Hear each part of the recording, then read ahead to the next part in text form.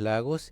Y tal como lo invitábamos en el bloque anterior, ya estamos en contacto y queremos conversar de, de la vida institucional, de lo que está pasando en la política chilena, con quien ha tenido, ¿no es cierto?, un protagonismo en la última, yo diría, década, por lo menos, ¿no es cierto?, dentro del espectro de la izquierda chilena.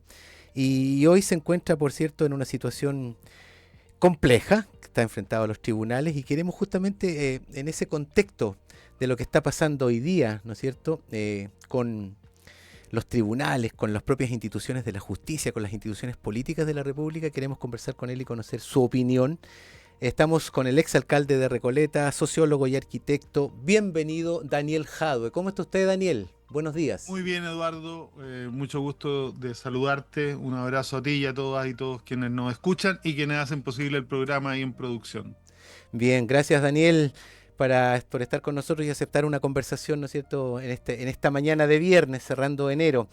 A partir del año de noviembre del 2023, momento en el que conocimos los audios de Luis Hermosilla con Leonardo Villalobos, Daniel Sauer, ¿no es cierto? Supimos de manera irrefutable que varias instituciones fundamentales de la República estaban seriamente dañadas por prácticas reñidas con la probidad y la transparencia en la toma de decisiones, sobre todo en lo que significa la administración correcta de la justicia. Quiero preguntar, partir con esto, una reflexión respecto de la conducta posterior de las instituciones que están aludidas en dichas grabaciones. Estamos hablando de los tribunales, de impuestos internos, está el Parlamento involucrado. Una primera reflexión desde su mirada, Daniel, que usted, ¿no es cierto?, por años ha estado en una línea discursiva respecto de lo que está sucediendo con nuestra democracia. A ver, Eduardo, esto hay que analizarlo de una perspectiva incluso más abstracta. Aquí hay mucho de ideología por medio y es necesario que este debate se dé a la altura de lo que el país necesita. Pues yo soy militante del Partido Comunista, ¿no? Y los comunistas siempre hemos planteado, no solo ahora, después de conocer los audios de el caso, que el Estado es un instrumento de dominación de clase. Y que el Estado es un instrumento de dominación de clase con todas sus instituciones, el ejecutivo, el legislativo, el judicial, por cierto. Y por lo tanto, esto lo venimos denunciando hace mucho tiempo, sobre todo en un país en donde la constitución que nos rige es la misma que nos legó la dictadura militar. O sea, además, estamos regidos por una constitución que no tiene ni siquiera pudor en definir al Estado, como, o no en definirlo literalmente, sino que en diseñar el Estado con esto. Eh, ¿A qué me refiero? El único derecho que tiene la gente en nuestro país es votar cada 4 años y después no tienen nada más que hacer en política. No, no hay ninguna institución que esté obligada por ley a darle cuenta a la ciudadanía. La ciudadanía no puede permear ninguna de las instituciones del Estado. Distinto sería, por ejemplo, si los fiscales nacionales, si los jueces de la Corte Suprema, si los fiscales regionales fueran electos de manera popular y tuvieran que dar cuenta ante la ciudadanía de sus actos. Pero son todos, ¿no? Aquí se habla de manera eh, teórica, no simbólica, de separación de poderes. Pero ¿cómo va a haber separación de poderes si los jueces de la Corte Suprema los nombran entre el presidente, entre el Parlamento, entre los poderes políticos, ¿no? Y después cobran favores, y esto no es nuevo, esto ha pasado siempre. Esto es lo mismo que venimos denunciando en el caso mío, y que además es una situación mucho más particular. Esto me afecta de manera directa y muy sensible, porque los abogados que están hoy día presos por esta corrupción judicial, en donde ya todos sabemos que compraban jueces, testigos, fiscales, ¿no? Que además compraban políticos y compraban favores de todo tipo, son los que inician el caso en mi contra. Y hay datos algunos que son bien relevantes, ¿no? Nosotros no hemos conocido que una forma de pagar por parte de los empresarios y del sector político que está involucrado directamente en esta cooptación del sistema judicial, porque esto no sale mucho en los medios, pero aquí no es solo un problema de empresarios, aquí había un ministro del Interior que a través de su abogado, su compañero, le decía él, que Luis Hermosilla, y con todos los que vienen después, se preocupaban de nombrar jefes. Hay chats que han salido en los medios donde autoridades que hoy día son autoridades electas, de la derecha hablaban con jueces y el juez le decía, oiga, ayúdeme a que sea Mm, nombrada esta jueza, va a ser leal a la causa y es muy amiga y de derecha. Entonces uno se pregunta, bueno, ¿qué confianza puede tener la ciudadanía en un sistema así, en donde no hay efectivamente separación de poderes? Y lo que te decía del dato este, mm. nos enteramos de que una forma de pagar estos favores era comprando cruceros, ¿no? Mandando a jueces y yendo a viajes con crucero. Bueno, mira qué raro, en el caso mío hay un testigo, Oscar Duzán, que se supone que es chofer de la empresa que nos denuncia, ¿no? Y que la verdad pareciera que ellos no hubieran estafado a nosotros. Y que él dice que trabajaba como chofer en esa empresa porque no tenía plata en pandemia y porque estaba quebrado. Sin embargo, 2 semanas después o antes, no me acuerdo bien, ¿no? De declarar en mi contra e inventar esta supuesta reunión en donde todo se habría iniciado, se fue 15 días con toda la familia a Miami. Increíble. O sea, ese Claro, nivel de...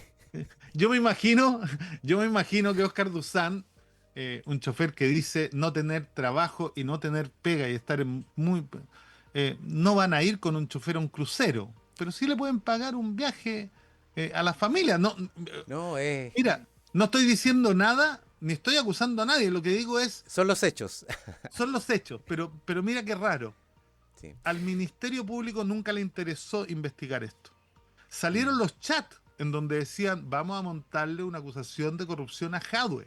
Busquemos diputados que presenten la acusación porque si no presentan una querella, la causa la van a cerrar porque no hay nada.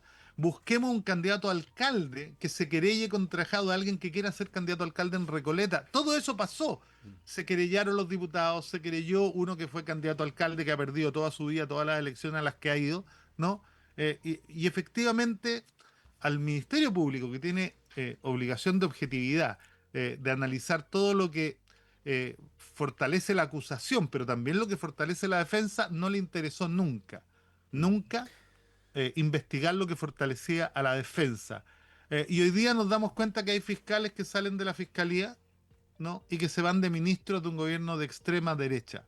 Bueno, todo esto no ayuda, no ayuda a la confianza ciudadana y creo que hoy día es fundamental volver a poner sobre la mesa la necesidad de un cambio constitucional que permita que la ciudadanía en todo lugar y en todo momento permee todas las instituciones, y no solo la justicia, el Consejo de Defensa del Estado, la Corte Suprema, no, la Contraloría General de la República, porque esos cargos no son electos popularmente. O sea, ¿Por qué los reivindicar... tiene, por qué los tiene que nombrar el Mm. sistema político entre gallo y medianoche para después cobrar favores?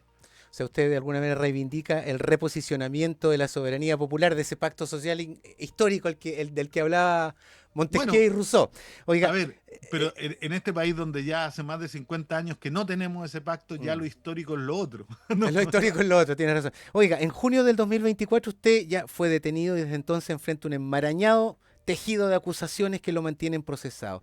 Y ya lo estábamos recordando ahora, hay varios nombres que se repiten, abogados, empresarios y empresarias, fiscales, dirigentes políticos. Varios de ellos hoy día están siendo citados por tribunales para aclarar actuaciones y mensajes en canales digitales, todo esto. Una reflexión también ahí en el plano de la abstracción, creo yo.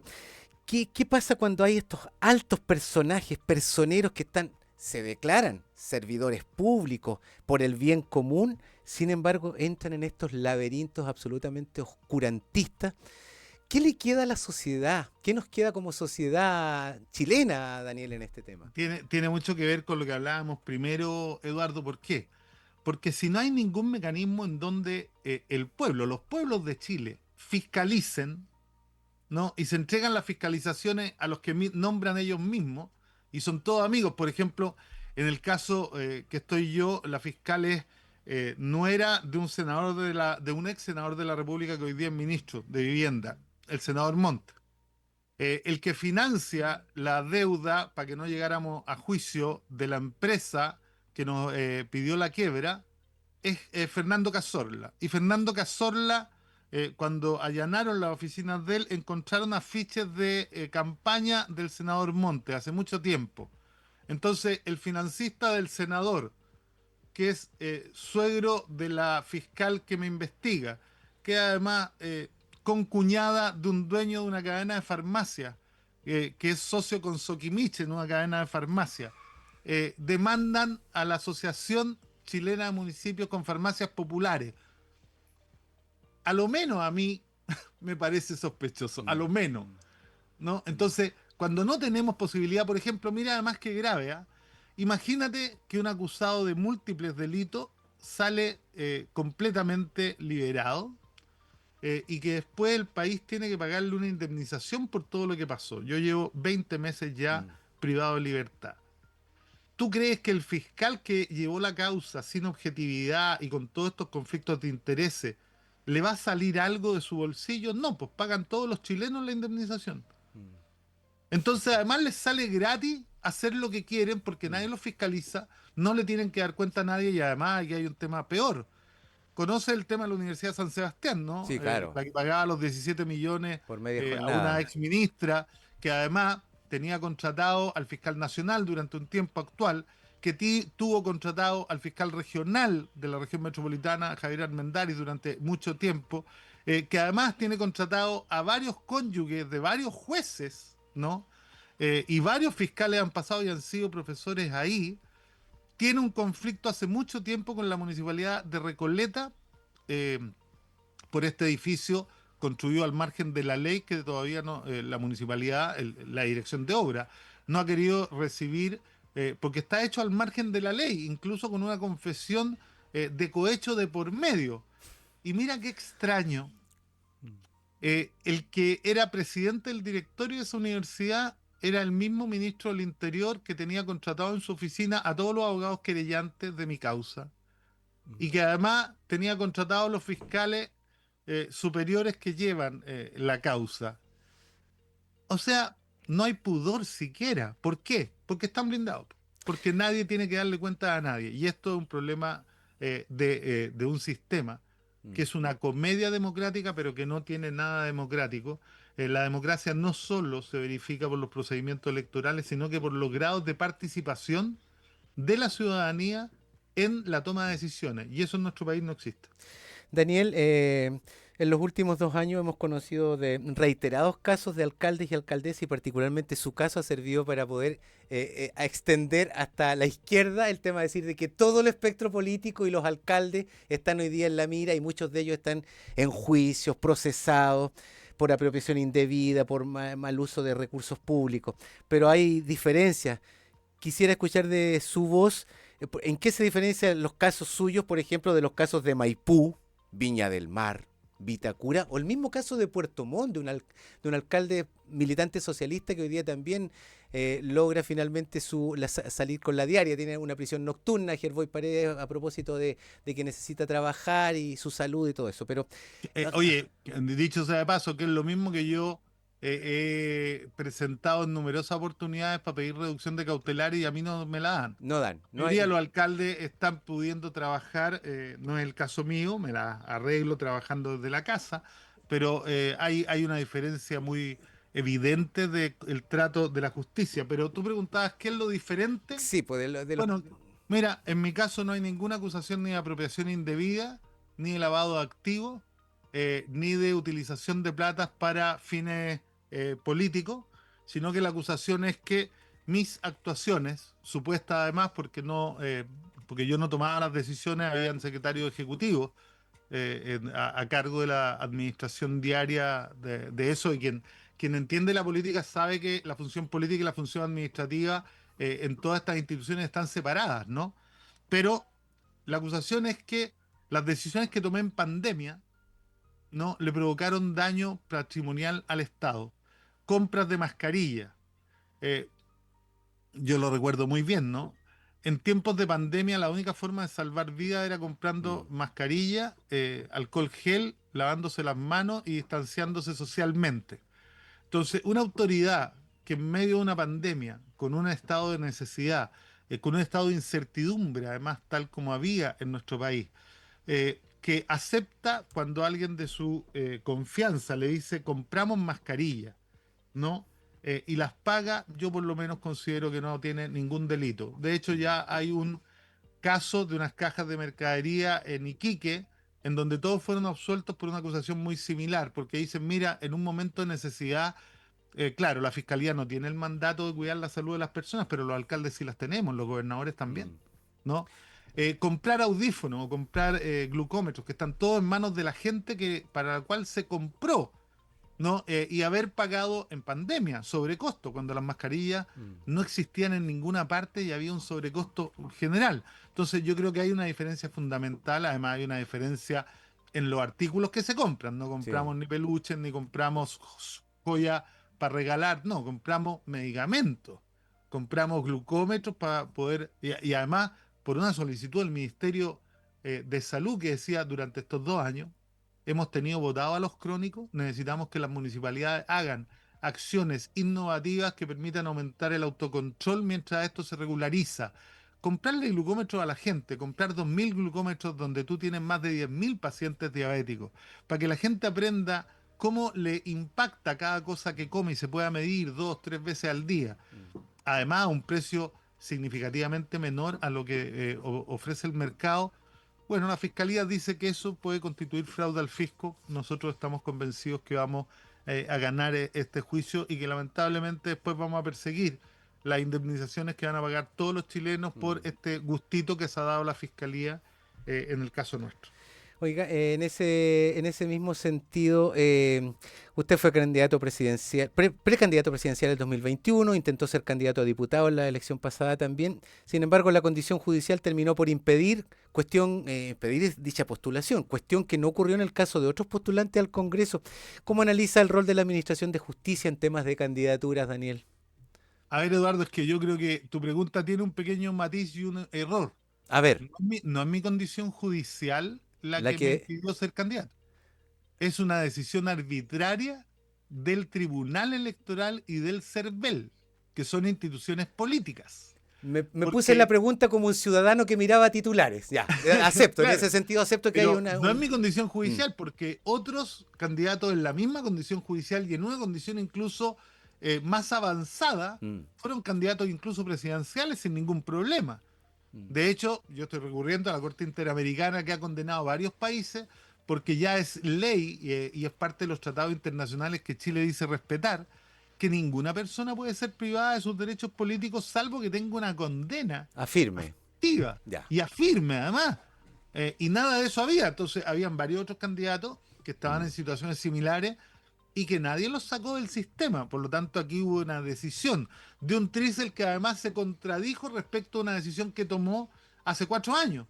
Y además de un CERVEL que se contradijo respecto de la misma decisión que tomó hace 4 años y de las decisiones que tomó hoy día. Por lo tanto, aquí hay una administración de justicia sesgada, ¿no? Y políticamente inducida. Mm. Y este es el tema de fondo, ¿no? De hecho, uno lee los votos de minoría en cada una de las actuaciones y los votos de minoría son efectivamente claros. Hay un voto de minoría que se pregunta cómo un partido, cuando se le muere un candidato, un muerto va a tener más derechos que Jadwe.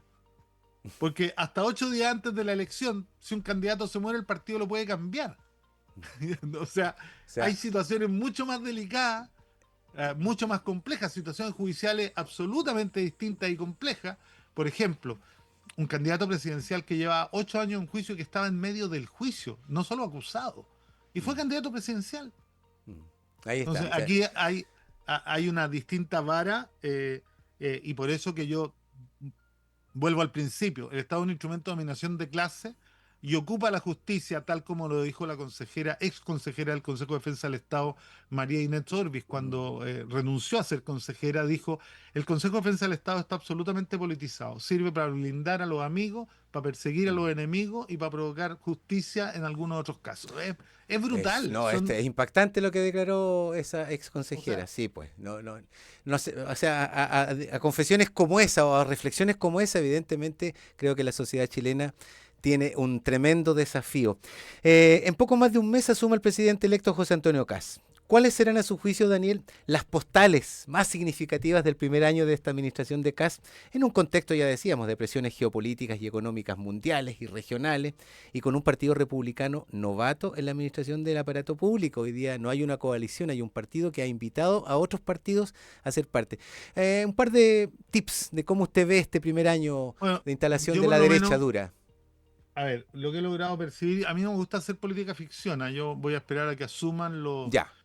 los ministros y que en el medio de su eh, gestión veamos qué pueden y qué no pueden hacer. ¿Qué es lo preocupante? La primera postal que yo veo es la mención, el nombramiento de antiministros, ¿no? Cuando uno, ¿y por qué digo de antiministros? Cuando uno nombra a un defensor de los violadores de los derechos humanos como ministro de Justicia, le está diciendo a todo Chile que en ese gobierno les va a dar lo mismo los derechos humanos. Cuando un otro defensor de Pinochet eh, queda a cargo de defensa, nos están diciendo que poco le va a interesar el derecho internacional, porque estamos en una era en donde algunos presidentes de potencias internacionales, ¿no?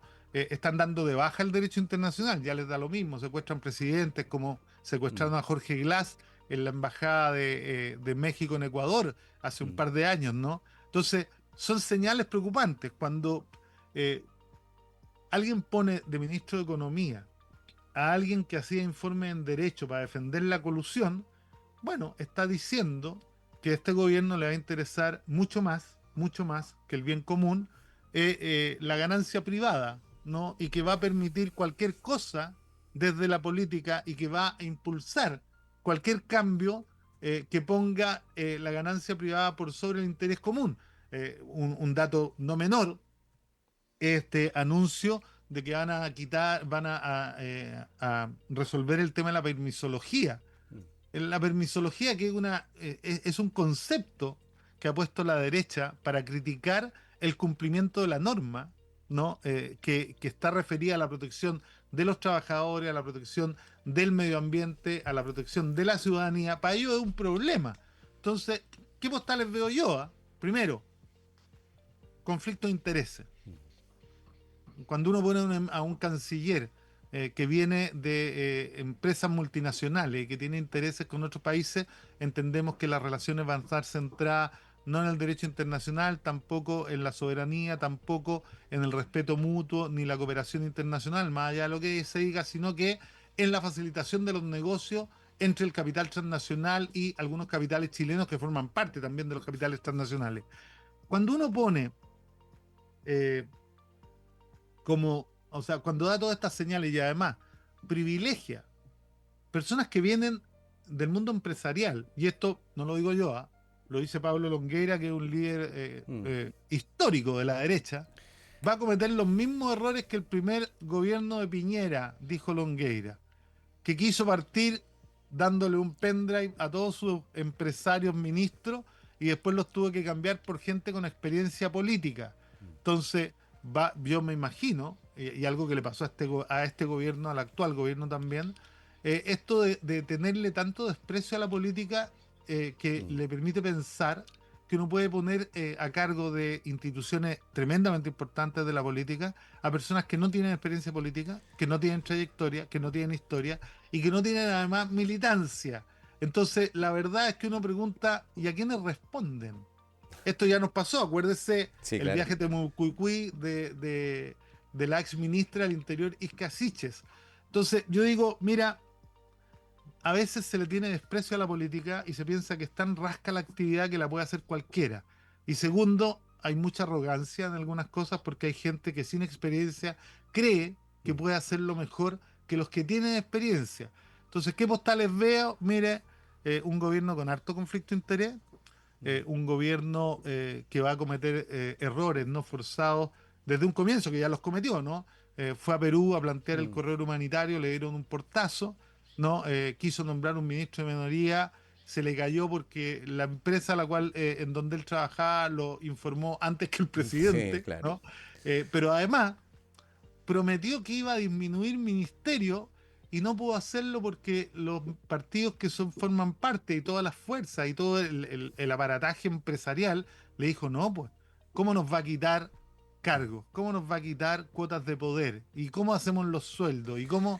Ahí Entonces, un tema errores hay no, una confusión, errores no errores no forzados. forzados por las cosas que él ha planteado. Y las últimas dos muy cortas. Prometieron sus voceros que el 12 de marzo, un día después, habían 186.000 despedidos en el aparato público. Mm, Yo sí. creo que esto, no sé, ¿ah?